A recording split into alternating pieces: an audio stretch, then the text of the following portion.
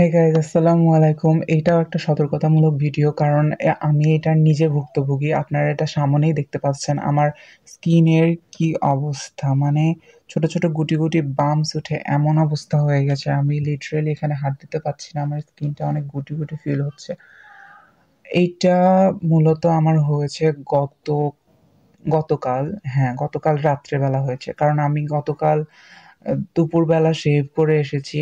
Shave করার সময় আমি খেয়াল করেছি যে যে স্যালনের লোকটা আছে উনি ভালো করে properly hand sanitize hygiene maintain না করে আমার ফেসে হাত দিয়ে ফেলেছে, এবং আমি যথেষ্ট পরিমাণে হাইজিন মেনটেন করি আমার ফেসের জন্য। তো হুট করে একদিন হয়তো বা জার্মসের এরকম র্যাশ হয়ে গেছে। সো আপনারা যারা স্যালনে যাবেন, আপনারা এইটা অবশ্যই মেক শিওর করবেন যাতে আপনাদের স্কিনে হাইজিনটা মেনটেন থাকে। ওনারা যাতে আনহাইজেনিক ওয়েতে কোনোভাবে আপনার স্কিনে টাচ না করতে পারে।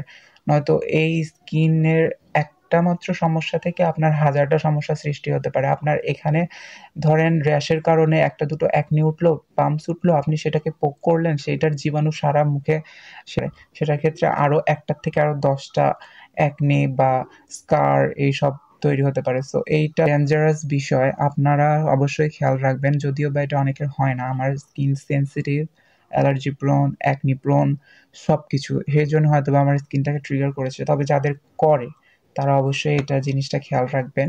এটা একটা টিপস রইল আপনাদের জন্য।